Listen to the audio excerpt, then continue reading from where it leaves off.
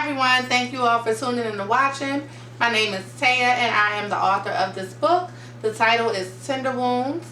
And so I published this for my 30th birthday this year. It's something that I have been working on since the top of last year. And so I shared the process a lot through my social media story on Instagram. And so throughout the process, I got a lot of questions.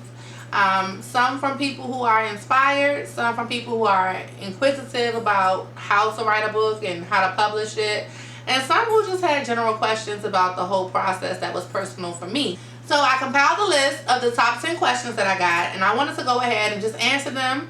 I've recorded this video about 3 times now, so I hope that this is the last time I have to go through this. The first time was the lighting. The second time it was the background noise because I did it outside.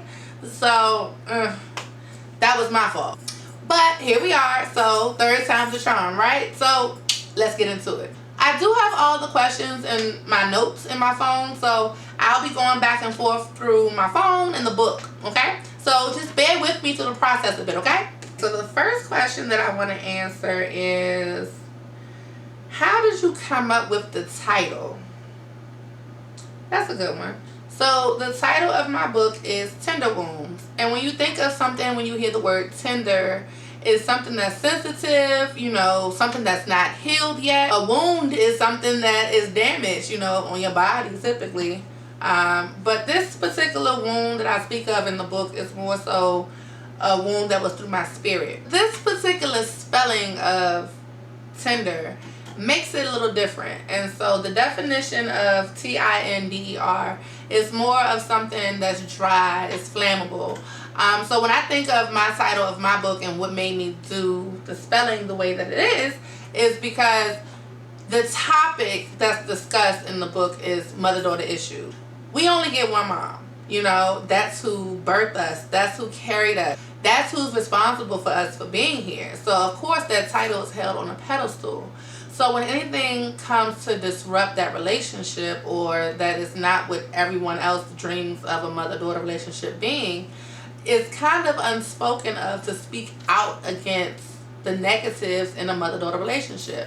So it's a dry topic, which is Tinder, you know. So it's something that is flammable. When you think of that topic and when you do start to talk about it, it can go, woo, the convo can go left. And so depending on what you may have going on in your personal relationship with your mom, I know what I have going on with my mom, or I have had in the past, you know. So it's one of those topics that you don't want to talk about, but as soon as you do start talking about it, it can go left or it can go right. Depending on the company that you're talking to it about, and you know where you are in your journey of talking about it. So that's how I came up with the title. So the next question is, how did you get started writing the book? Well, a lot of things in the past few years of my life, I would say, just have happened by me being in a situation, or, you know, me observing things that are around me, right? So, for example, with the book, for those of you all who do not know, I am the owner of a non-emergency medical transportation company here in Atlanta. And so I didn't get started off that way. At first, initially, it was entertainment transportation, but of course, COVID hit. And so my business really wasn't doing that well at the time. I ended up getting a job overnight at an assisted living facility for senior citizens. I would work at night and then have to be up during the day to, you know, operate my business and run that. So I needed something to keep me up at night. And for years, you know, friends have been telling me, write a book, girl, you have a story to tell, write a book, right? But at that time, I just didn't know what to write about. I didn't know how to start a book. I didn't even know how to go about it. You know, when people would give me that type of advice, I would, you know, let it go in one ear and out the other. But I always say this, when people see something in you that you don't see in yourself, take heed to that, you know, because it always comes around full circle. So with me in this situation, I needed something that would keep me up. I'm always a fan of writing in my journal. That's what really helps me get through life. You know, it gets me through my day to day. But after about an hour or two of writing in my journal, I'm over it. So I'm dozing off, or, you know, I'm on my phone. That gets boring. I want to be more productive. What can I do? So idle time is the devil time, right? So I said, okay, well, let me figure out something else to do. So I had my laptop with me, and I said, you know what? Go ahead and start writing this book. But I didn't know how to start it or what I really wanted to write about. And so I knew I wanted to tell my story in regards to what had happened with my mother and I. And, you know, everything I was going through at that time, how I even got to that point in my life. Because I just knew I had faced so much judgment. And it was a lot of shame that I had, you know, because it was embarrassment. But I had also gone through the steps that I needed to go through as far as facing myself, as far as looking at myself. And I can't give you all too much because you gotta read the book. But I will say how I got started, because I'm going too deep into it. How I got started is I needed to stay up. And so I thought about the first situation or the first memory that I had of going through that situation. And that's what I started with. That's the first chapter in the book. And so it just took off from there. I actually ended up getting fired from that job because I was not used to working overnight. That was my first overnight job ever. And so it's hard. I commend anybody, okay? You work overnight, baby, I commend you because it's hard. So I had to stay up. And so even after I lost my job, I was probably about 2, maybe 3 chapters in. And so I said, I gotta keep going. The book is 6 chapters total, so I was about 2-3 chapters in. But it was definitely something that I had to continue and make time for. Writing a book is not a piece of cake. I commend anybody who has ever written a book. And that's for another video of the actual process of writing the book. But I commend anyone who has written a book. And so you have to make time to write. Whether you take an hour a day, 30 minutes a day, whatever. You set a goal for the month and say, hey, I'm going to get chapter 5 done by the end of this month. I'm going to get chapter 6 done by the end of this month. Whatever the case may be, you have to finish what you start. And I know so many people who have commended me through this process that they have started a book and just haven't finished or left by the wayside. And I really do encourage you all to finish it, because not only does the world need it, but it's such a self-fulfilling feeling. You know what I mean? Like, you feel so good about yourself for just seeing a goal all the way through. And I know so many times we start things and we just let them fall by the wayside. But we have to finish what we start and see it all the way through. And honestly, y'all, I'm really preaching to myself right now, because this is one of the things that I'm so proud of for myself, for really starting and seeing all the way through. Because it wasn't easy, but I just pushed myself. And so I'm telling you, if you have started a book and you haven't finished it, please finish it, please. Because the world needs it and you need to feel better about it too. So the next question is, what pushed you to get this story out?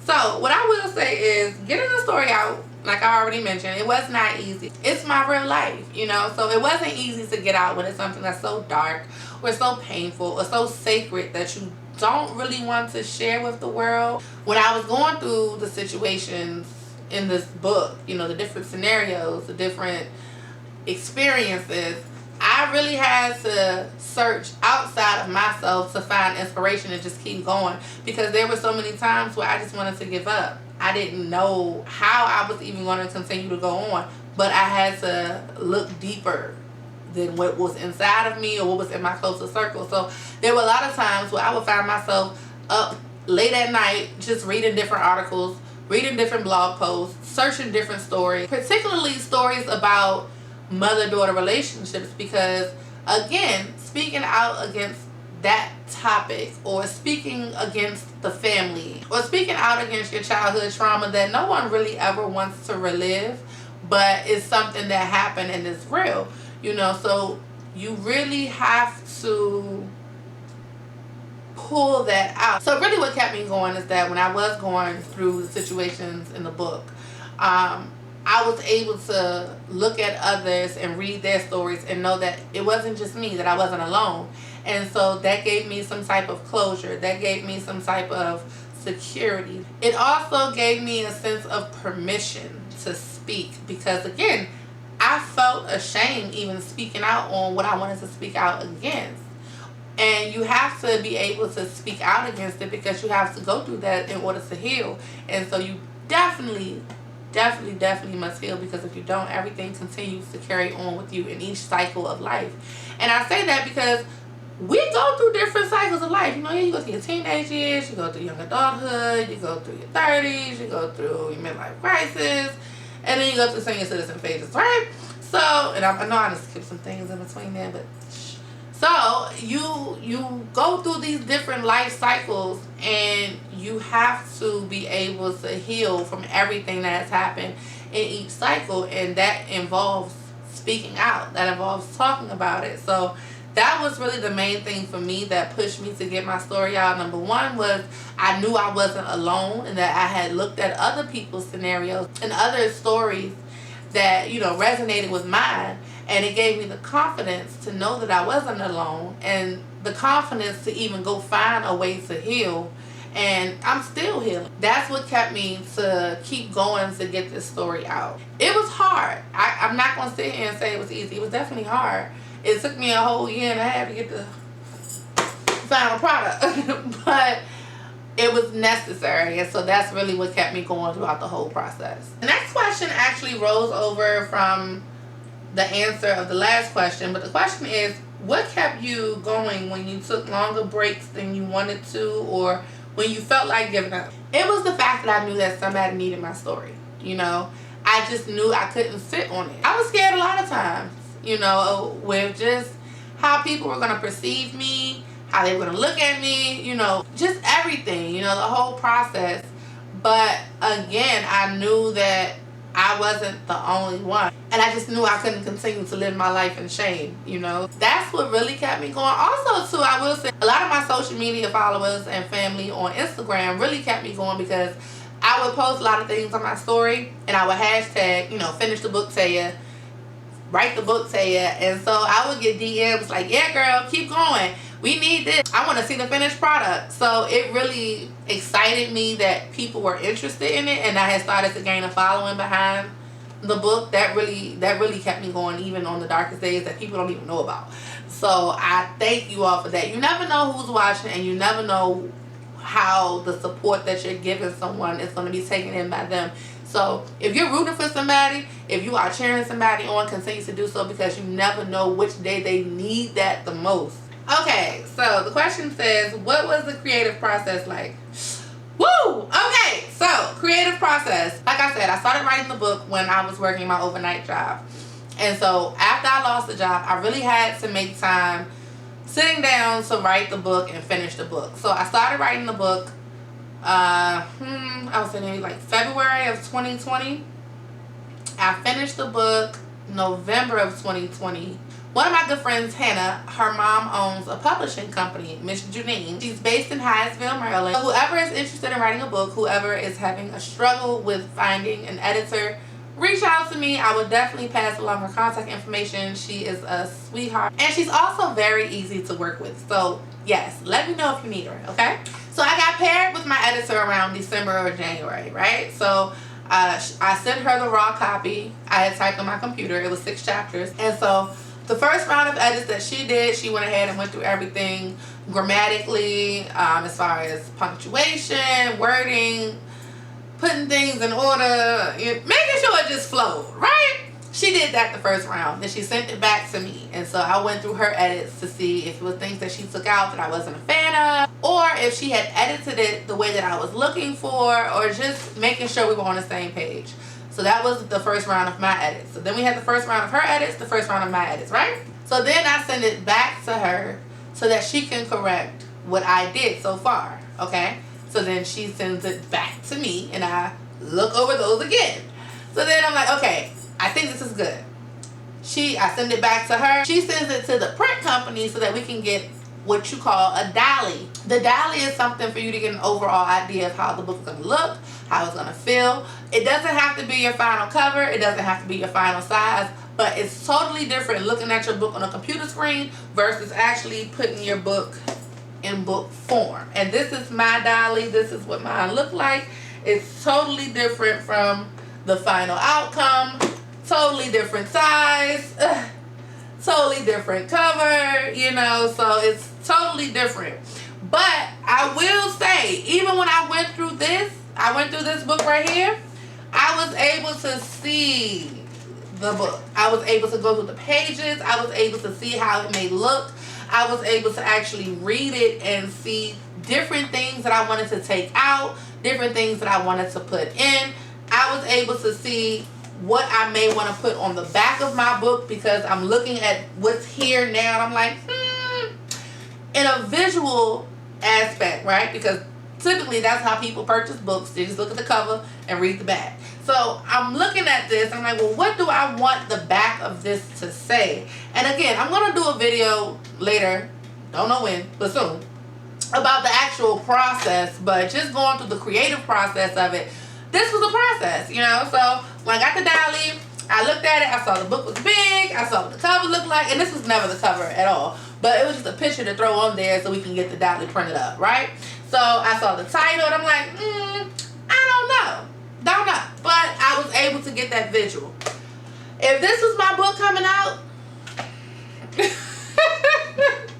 but we made it to here. How we got here was after we got the dolly, I went through it again, I saw some more things to take out, I marked it up, I sent my copy of the dolly to my editor, I sent it to her via mail, and she did her last round of edits. And so from there, I had to pick a book cover designer. And so shout out to Crystal, she's based in Baltimore. Shout out to her, because as you can see, we came a long way. But I will say, I did not give her every detail that's on this cover. I didn't give her. What I did was, I did tell her that I wanted a map. I wanted the map to be going from Virginia to Maryland, because I'm from Petersburg, Virginia, but the situation took place on my journey in Maryland, in Baltimore specifically. So I wanted a map with those areas specifically. To answer this question, it was the writing, the editing, the re-editing, finding a book cover editor or designer. And so I sent my book cover designer, I sent her an ebook version of the book, and I sent her what I wanted. And so she read, I'm assuming she read, so she had to have read some of the book. And so when she sent me 5 proofs of the book. And so when she sent me this one, I was just like, this is it. Although I didn't tell her to include the blade on the cover is a very intricate part of the story. It was a little triggering for me when I first got it, I will say that. But it is something that's a very big part of the story. So I had to say, you know what? Let it rock. And I'm glad I did, because I'm very happy with the final outcome. I think it's excellent. I think she did a great job. And so I was very, very pleased with the final outcome. So shout out to Crystal. Shout out to Miss Judine. I really appreciate you all being patient with me. I really appreciate you all working on the project overall. Thank you. So the next question that I'm answering is, did the fear of backlash ever paralyze you? Yes, I will say it did. I was a little afraid for the people that I love in the book, who they may not have turned out the greatest between us. That's on the friendship level, right? But then I have my family, who is a very dear part of my story, especially my mom. You know, I was worried about how she would take it. And, you know, even still, you know, I'm still wondering and curious how she feels about it. But she was very supportive in the process. I sent her the book before anyone got the book. I sent her the cover before anyone got a glimpse of the cover, because that's just how nervous I was for the backlash that she may face, that I may face, the friction that may have caused in our relationship. You know what I mean? So that was, if anything, above all, what paralyzed me. The second thing, again, like I said, was anyone else in the book that I still love and still have, you know, and I still care for. That also made me think like, should I continue writing? Should I continue writing? But again, I knew I had to get the story out. So yes, it did paralyze me, but I had to dig deep and understand that that was a time in my life. This is my truth. This is my pain, and this has to be shared with other people, because I'm going to help them get through their pain.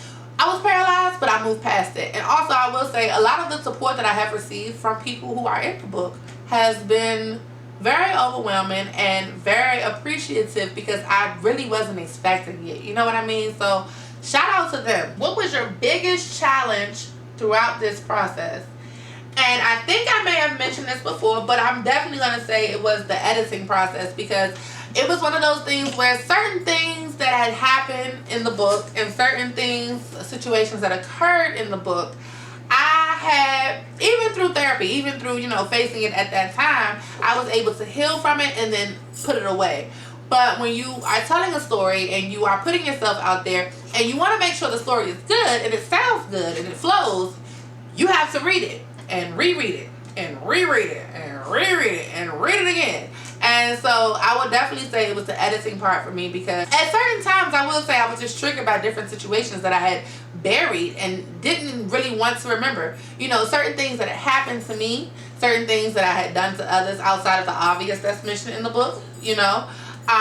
You have to face yourself and say, you know, I was really ugly at one point in my life. I really was. And you don't want to be that person. And it's good that you're able to stop and look at yourself and see where you came from, because you don't want to return to that person that you were. You don't want to return to that point in your life when you were able to be that person. You know what I mean? So I think it's definitely a great thing. I think it's definitely a great area of growth. And although it was the hardest part of the process for me, I was able to get through it. I definitely feel that that speaks volumes. You know, it was definitely the editing process overall that was the toughest part for me in that whole process. How do characters in the book feel about you writing about them or their role in the book? I'll be honest, almost everyone who's in the book knows that they're in the book. In terms of a conversation of how they feel about being in the book, I can't sit here and honestly say that I've had a conversation with everyone who is in the book to know how they feel about being in the book, if that makes sense. Yes, I have spoken to almost everyone, but they have not expressed to me personally how they feel about being in the book, or, you know, if they have a good side or a bad side about being in the book. So I don't want to speak for them to say how they feel. I can only say in terms of how I hope that they feel. And so for that, I can say I hope that they see that for me, it was never a bashing thing for them. It's simply me telling a part of my story of my life, or a portion of my life, you know. And they just happen to be a part of that story. Now, what I can say is my truth is my truth, my pain is my pain. And a lot of times my pain does run deep because of different things that I have faced in my life. But at no point was the book ever put out to bash anyone, to, you know, be negative, or to just be It was put out because, like I said, it's a part of my life that I feel that other people can heal from. When I was going through this, I needed some help. You know, I needed to know that I wasn't alone. And so now that I'm over this, this is something that really took over a lot of my 20s, and I released this for my 30th birthday. You know, it's just something that I want to just be done with, and I just want to put it out there to let people know that these types of situations are real. You're not alone, and I understand. So again, going back to the root of the question, I don't want to answer the question for anyone, but I can only hope that the characters of my book don't feel any negative way. I pray that we all have done our inner work of healing, and, you know, we can look back at this time in our life as something that happened and as a learning lesson. And we take those lessons and continue to win in life, you know, because we have had the opportunity. I know for me, I've had a lot of opportunities from this to bounce back and to make something different. And that's the main thing. Leading into the next question, which is, what do you hope your audience gets from reading your story? I just want you to know that regardless of what you face in life, you can bounce back. You don't have to stay stuck in a place that you don't want to be in. Is it going to be hard? Hell yeah. It's not going to be a walk in the park. It's not going to be easy. You have to have the right people around you. You have to have the right focus. You have to let some of your old habits go. Some of the stuff that you really enjoyed, even to this day, I'm still cutting out habits that I'm like, I like this, but it's not good for me anymore. Where I'm trying to go and what I'm trying to do, I have to let certain things, certain people, certain friends, sometimes certain family members, I have to let them go so that I can continue to grow in the direction that I'm supposed to be growing in. And so it's hard. It doesn't always feel good. It's not always easy. But above all, you can bounce back. You just have to do the work. You have to do the work, and you can bounce back from anything. You're not going to like yourself all the time. You're not going to be happy all the time. You're not going to have the answers all the time. You're going to be confused as hell a lot of the times, but you have to keep going. And above all, that's what I want people to take away from this. My baby. This is my baby right here. This is my story. This is my real life. I've never put myself on a pedestal to say that I'm the perfect example of anything. But what I will say is I am a great example of not staying stuck where you are. So above all, if I can say, it's a lot of lessons. It's a lot of lessons and themes in this book that we can all learn from as people. But above all, what I want people to learn and to take away from my book is that you do not have to stay stuck where you are. You can bounce back, and that you don't have to sit there and just be a bump on a log. Life sometimes can get you that way and make you feel like that about yourself. It can make you beat yourself up so bad and it's so hard. But you have to keep going. And I can't reiterate it enough, but if you don't take nothing else away from this book, please take that away. There are a lot of things that you can learn from this. But when I'm asked that question of what I want people to take away from this book, that's what I want people to take away from this book. So keep going. Don't give up. And it comes from within. You got to believe in yourself more than anybody else. And you can get through it.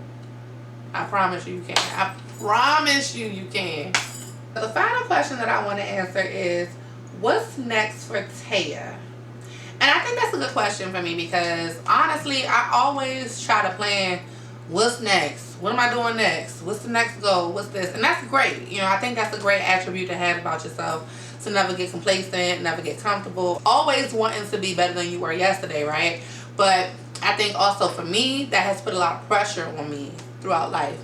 And so where I am right now, you know, I know what my goals are. I know what my intent is. I know what areas that I want to do the work in. But someone asked me specifically, what's next?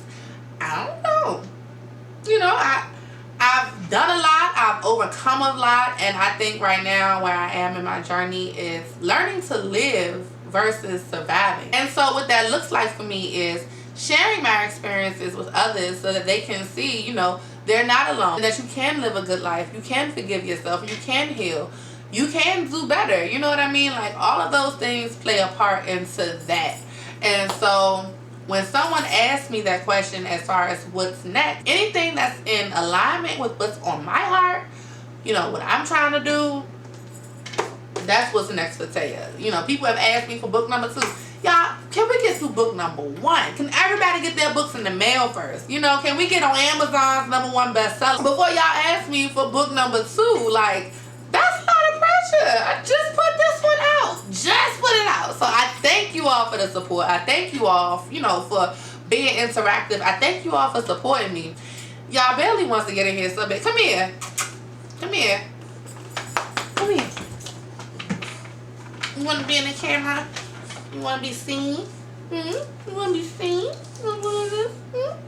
Give me a kiss. Give me a kiss. Can I have a kiss? Thank you. Anyway, that's what's next for me. Just enjoying the journey, enjoying the ride, welcoming opportunities that are in alignment with what I have going on and what's on my heart. You know, that's important.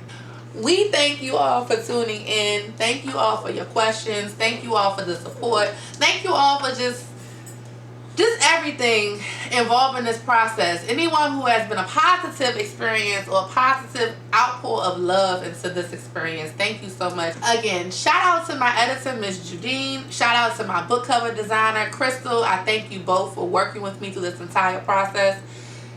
It means a lot. It never went unnoticed. Any of your work never went unnoticed. Thank you both. If you all are interested in getting your copy, there are a few ways that you can order it. Right now, we're still going through the Amazon process as far as getting that cover approved. I had to get the approval for the actual cover. And then I also had to upload a new ISBN number on the back just for Amazon. So that took a little time. Right now, you can purchase this book directly from me. I have the link, and I'll put that down below. Or you can go on to lulu.com. That's LULU.com. And it can be found in the 18 and over section because of the content, of course. But you can go ahead and enter the title, and it'll pop right up for you to go ahead and purchase, okay? Again, I thank you all for tuning in. I thank you all for the support. And tune in to the next video. Tell me what you all want to see from this process, what you all want to learn from this process, what you all want to know about this process. Like, again, these questions were questions that I got strictly from social media, strictly from conversations with people, simply from, you know, just interactions with others that I have talked to about writing a book. I received a lot more questions, but these were the top 10, so I went ahead with these.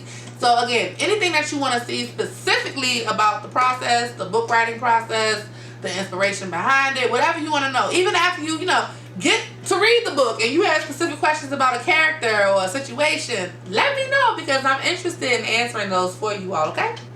Mwah. You all enjoy, and also please do not forget to grab your copy, okay? Thank you. Bye. No?